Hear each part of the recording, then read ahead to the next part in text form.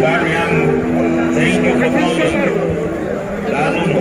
Because the father get on best, the father on best and sits down. Because the father just on best and sits down so that animal reception at once before we leave.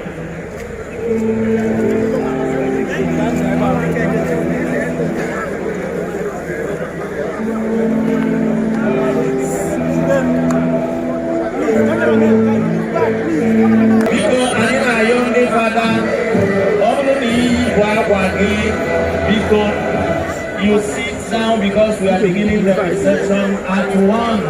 And our reception will be very brief. Very brief.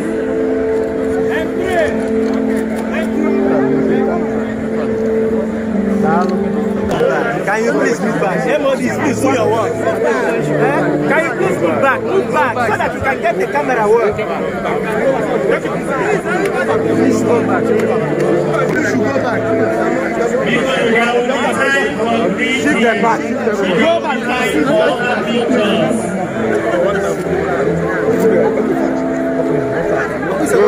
No, not yet. Children.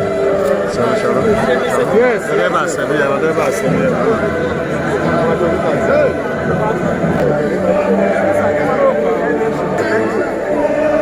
Father Bishop.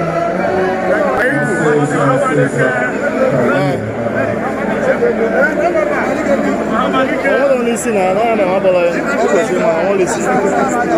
Yes, I know.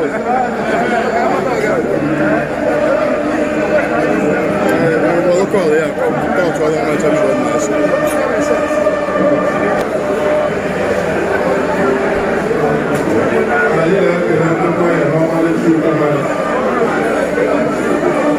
I will not just find the name there.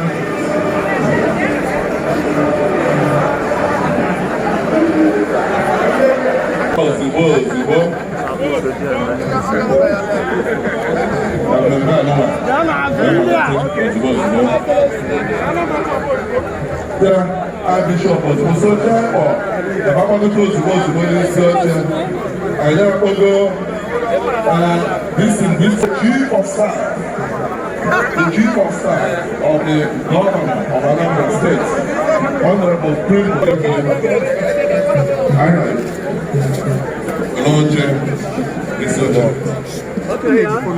His radar and the metropolitan of Onitsha represents the body.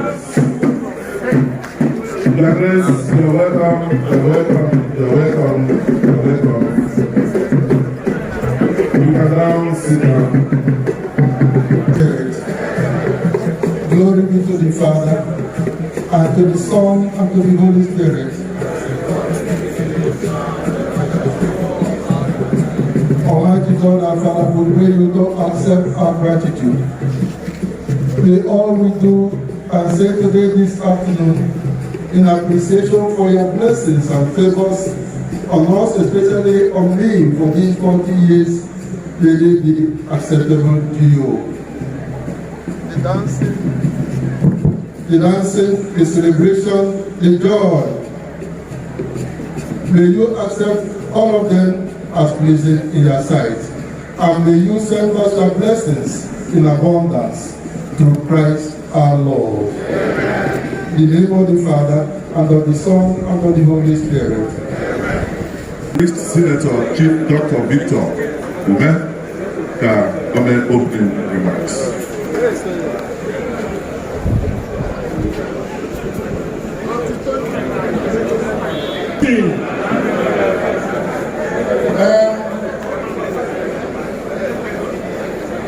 Most Reverend Dr. Valerie Madiko KK, dear Archbishop and Metropolitan Onitsha Catholic Ecclesiastical Province,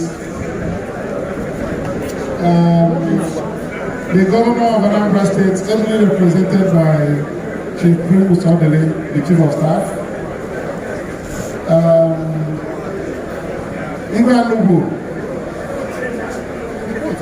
Ezekeze, Amakelegi, Nikora, the Denlegi Namulegi, Elekino Nako, Lekani, Honorable Dean Buzo, another representing Commissioner North 2 constituency. Ndị fada niile na-ebe a maka ya bụ ọzọ ndị bishọp abago ebe ịba. Anyị na-ekele ndị fada niile na-ebe a. Ndị sista niile na-ebe a, anyị na-ekele ụlọ. Bịa na aka ebe ahụ. Ndị nne, ndị nna. Honorable Commissioner Keto Newa and Master Edition Jofo, I like a woman. Honorable Bibezi, I like a woman. In the night, President General CMO of the Black Diocese, what the brother, Brigadier General Everest Oba, I'm a Canadian, Dr. Chick Ackman. Knights of St. John International and their ladies, Knights of St. Murumba and their ladies, New Seed of Limo, New Youth, New Seed of Limo, Tony Mateta, Accusation Brigade, DM was never, Dr. Kafo, Africa Lomo, I'm Wafa, the money fine man, the best way for a chaffy. 15 minutes. I never. Obviously, I'm 20 minutes. I like this is the second part of this 40th anniversary celebration. Every day, on the 11th of July, Mudioka, St. Anthony, with pastoral visit of His Grace. On Sunday, Garaga, the Chancellor, Very Reverend Father Pudenchu Saro, Naku Chukabama, we call him His Grace. We call Kolebama, all people that take, only one that goes there. Tonya Maro, and then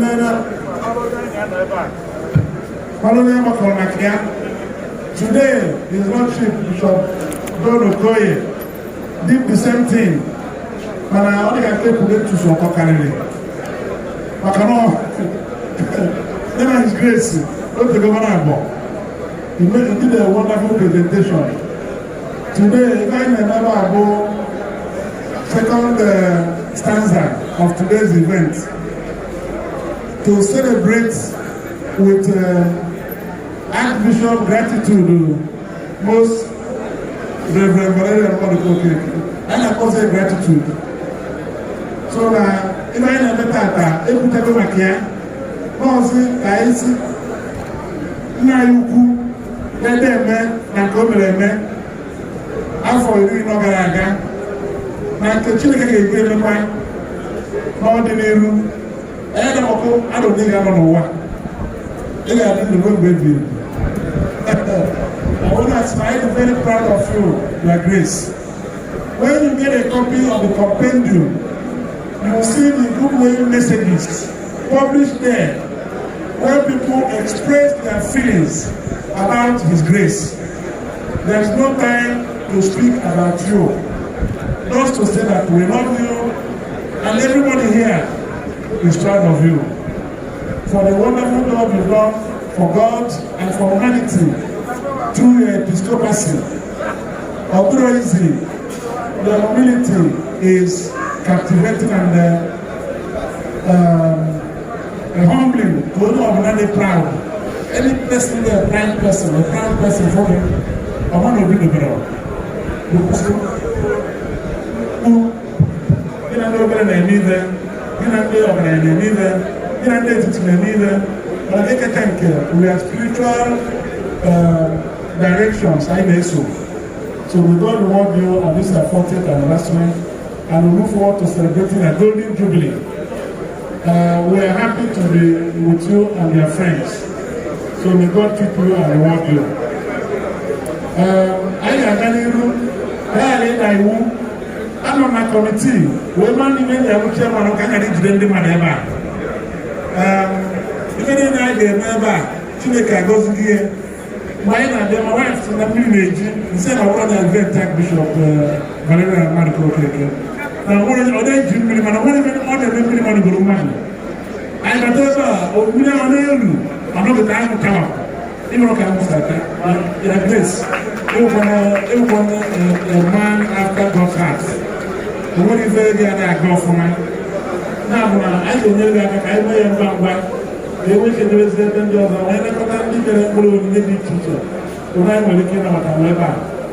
When I'm don't have be bo nnukwu ọgaranya ka ọ bụ na n'ụka na n'ife niile na mmadụ i nwere enwe na ndị fụrụ gị n'anya ọ ga-adịrị gị mma n'aba Jizọs.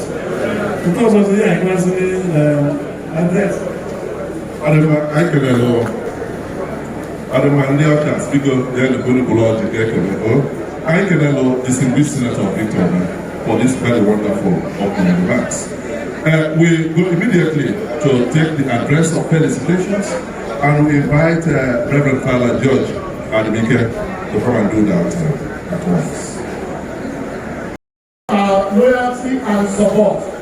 Therefore, we invite you, Your Grace, most humbly to accept this token of our love, our support, and prayers.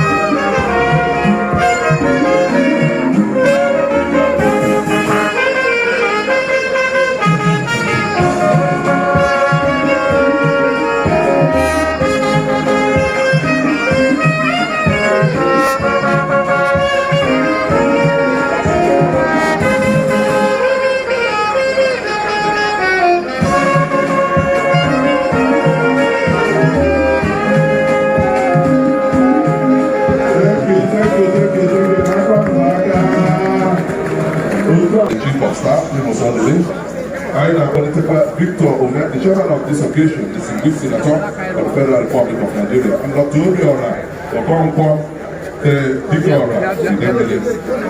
And I want to say the Honorable Commissioner for Education to also be here. And I go for the long protocol. Please, can somebody give me a day? Can somebody give me another person S, another person yo, and the final N, Jesus. A round of applause, please. Please, let's go back to our seats. I get your grace. I didn't know that I get Father Prudence Zaro for anchoring this. Because they are working. That's why those who go able to get there one is there, but we can so look in the matter. It to a guy can see when gifts to our able because I'm saying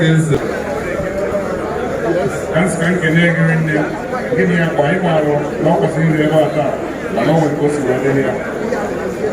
Post the one second here, and you're looking. Can I get back and I'm going to have here? I'm in Anambra State. What's the question? Monyagi, and yet Jimena and Wallow. As I can make you gathering them. aga m agwụkwọ ya ka ọnọdụ si ebe taata. Chineke gọzie gị nwa gọzie Anambra steeti site na Kristi ọdịnala anyị. Daalụ Governor of Anambra State, representative. So, onye be nne. Hello. Ka ndị na-agba Igbo kwuru ebe a. Hello. N'afọ n'onwe m ezinụlọ m na ndị ezinụlọ Okonkwo niile ka anyị si wee sị ka anyị present this personal gift to Archbishop of Onitsha maka ọrụ na-alụ na-achị diocese kịta wee na-aga n'iru. So ana m enye by the grace of God a key of a brand new Land Cruiser 2001 and 2021 Land Cruiser V8. Congratulations, congratulations, congratulations, congratulations. Ehi ụtụtụ ọ ga-ehi izu ụka gara aga ka anyị bidoro ekpere pụrụ iche n'ebe isi tostu anyị na-emezi ugbu a enwerezi ife ọzọ na-abụrụ ofe ahụ anyị bidogori ọba amara ahụ nke Chineke n'ogbe ejigoro ruo n'anyị Archbishop bido na mbọsị mbụ nke ọ karị n'ọrụ ebe ụkọchukwu ruo mgbe ọ kpọlitara ya na nnukwu ọkwa ya nke ụkọchukwu zuru oke dịka bishọp Archbishop. Ọ bụ ofu amara ahụ nke nna anyị Cardinal site n'iru anya na Damas tata yọrọ ka ọ dịrị nkapa ka nke dị n'iru karịa nke anyị megara aga.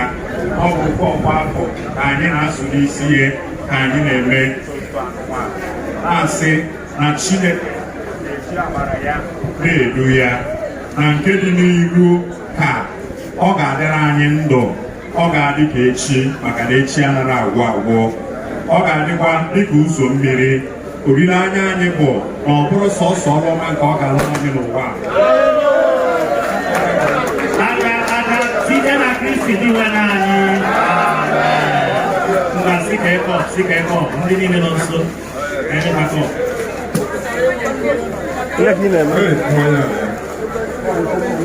Chineke si anyị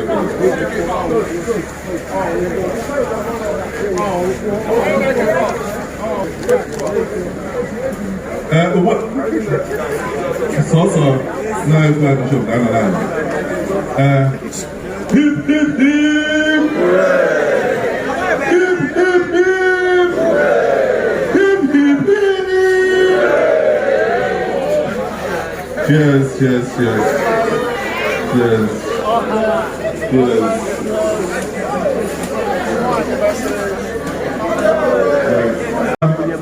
I get a man niile.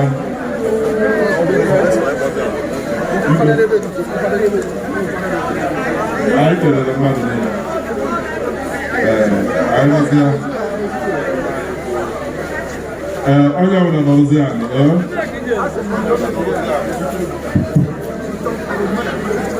Mgbe anyị na-anọrọ anyị, nna anyị bụ Archbishop ga-enyezi respons. Ọ ga-abụ The Lord has said, Hallelujah. Ekele dịrị Chineke, ekele dịrị nwa ya, ekele dịrị onye na-eme mma. Again, ekele dịrị Chineke, ekele dịrị nwa ya, ekele dịrị Mmụọ Nsọ.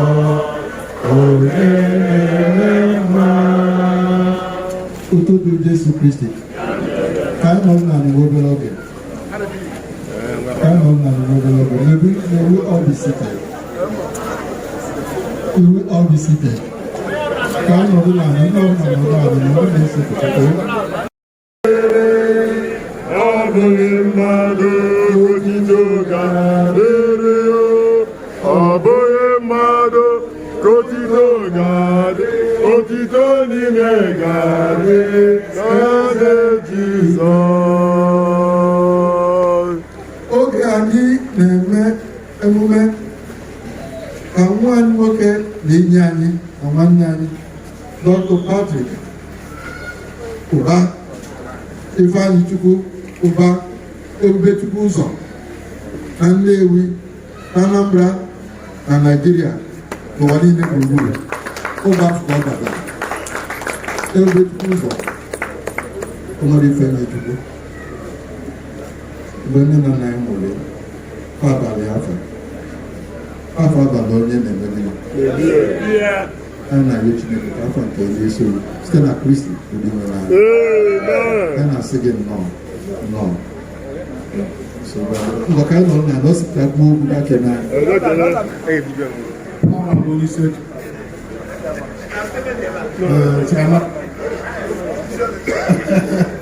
ọ bụrụ na ha mechara ibe a bụrụ gị ebe a taa anyị ede abaghị ebe anyị na-ede aba ndị abịa nọ mana ị gbara nnọọ gidigidi ma zọọ ọkpa ụta ọchị gị mere gị wee ụta anyị na field a ebịa the Bishop ka Chineke na-awago Your Grace and my Lord Igwe katara arụ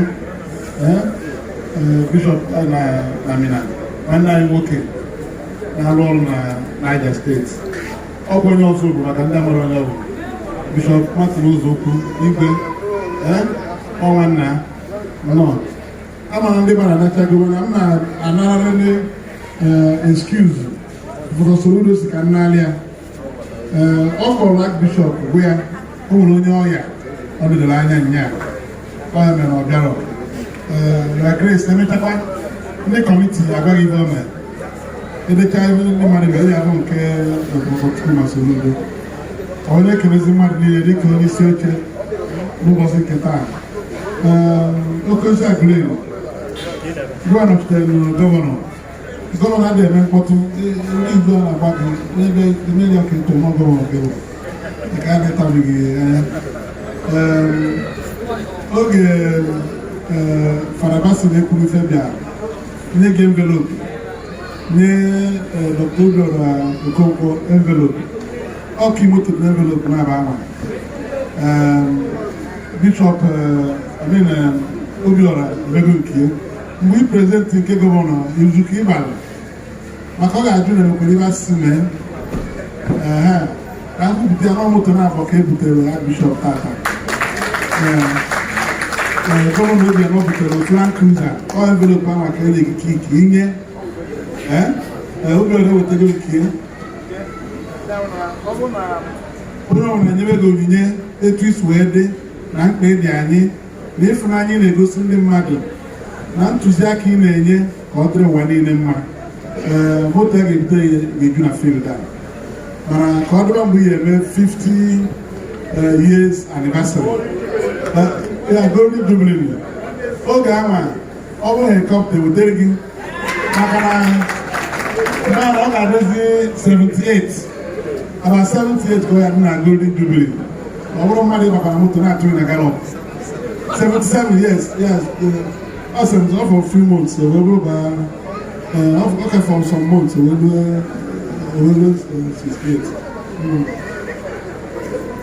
actually father at 27 years okay we will talk about I don't want angry mama Patrick so mama Kabo maka ọ bụ ebe na Cardinal Francis Cardinal is the chief father bịa tata enwe ọbụla otu father 40 years ago ọ maka na-aga mụrụkwa n'isi aja misa nke tata ji ụkwụ ya na-aga ụdị onyinye a ka anyị ka Chineke nye gị ime eji mkpaga n'ụwa ị ga-ejeketa ije bụgide ọrụ ịrụcha jebe ezumike ị ga na-aga n'onwe gị na ka Chineke nere anyị anyị yọrọ ya n'isi gị ime ka arụsie gị ike wee na-ebibe anyị ọ bụrụ ụzọ ka ị na-emere ụmụ ogbenye nke mụ dị anya na mbọsị wee fụ ndị mmadụ adịghị echọ ibe anyị na-achọ n'elu gị nwere ndị anya na anị na-achọ ndị ụwa na-atụ n'ọnụ onye kpọrọ ime nke mere ka mmadụ malụ dịka nwoke ị na-arụ ọrụ ọ na-arụ ọrụ ọnụ ebe dị anyị mkpa ndị mmadụ ga na-asị ebe na-ebu chairman tata amago m Archbishop 20 years 20 amara mgbe ọ bụ rector na Bigard ha fere na bank na Diamond Bank ọ Diamond Bank ị na-eyi ugo gawa iwe yiri nnọọ wee bata ebe ahụ bụrụ sọ nwe ọ rector bank manager Diamond Bank Enugu o terezi aka ofu ahụ na-abịa ụlọ akpọ gị bunye gị elu soro nnukwu ụkọchukwu bụrụ Archbishop wee gị na nke eke obi efu na ọrụ ahụ anyị na-arụ ka nsogbu anyị na-alụ tata ihe mmụta n'aka ga-erika mana ndị mmadụ amụrụ na-agbakọ ike nọ ga-anọgharịa ihe na-afụ n'ebe ị nọ dị ọtụtụ ọ na-enye m ike ndị arụ ọrụ wee na-asị biko onye ọbụla gị na ya mekọrọ ya dịrị ya mma onye ọbụla mere Archbishop ekele ga-adịkwụ ya mma chairman anyị kanselọ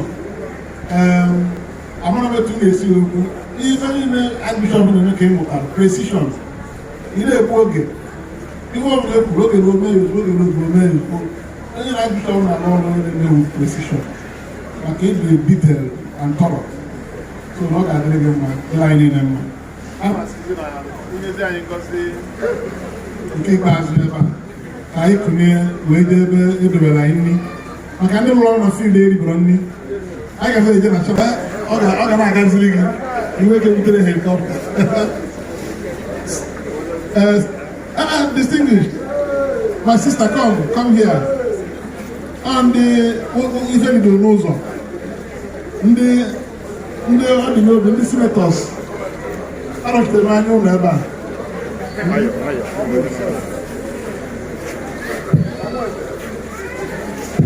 I'm making it. They are welcome. Let's go, man. Oche m na-edidere na Senate. Nna ọrụ aka nọ n'ọrụ aka ekpe. Na-agba izu. Si n'ike n'ọrụ. No. So, it's grace.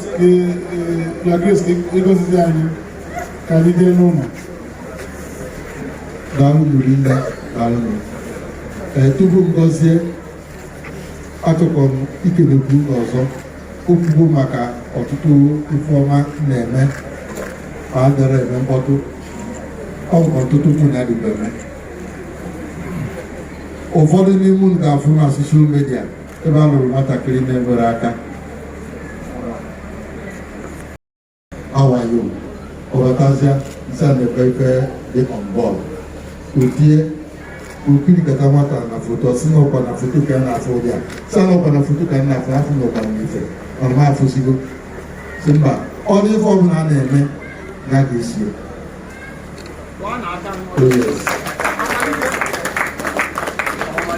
o weta ọkpụrụkpụ ego ozugbo dobe agbapụ ya ọsọ wute one month alụọ ụlọ complete digital house. Oh yes. Yes.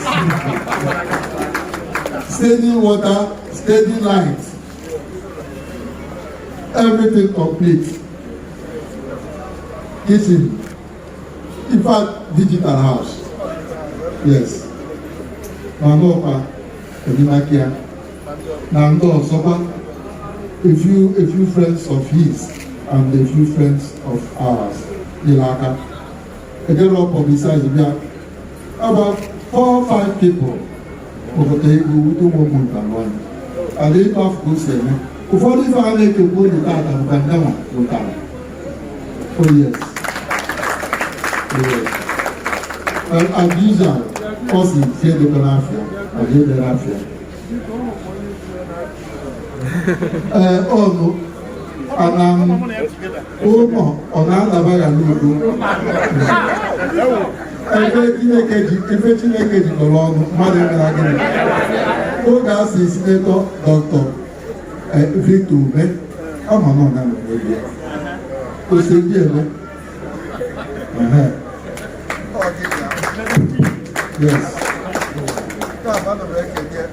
Ya ọbụkwa chairman o si Enugu na-abịa wee na-abịa meeting ife a wegagide ọgara ofu meeting unu ifuwo marụzie n'etu ụzọ Enugu dị ụfọdụ bịara ya so ofu mbịata akademi akwa unu wee bịa marụ ya na-abịa from time to time every week wee fụ na ebesighị ife taa ka ọ bịakwa bịa n'oge ndị afọ ọ bịakwara ele anyị bụ ka Chineke gọzie gị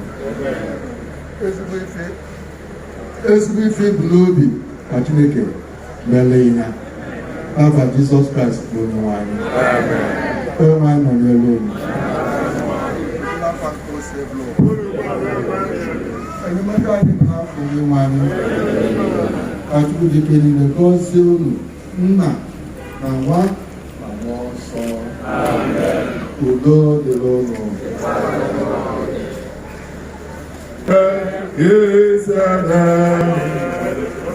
Ebo kachukwu bebe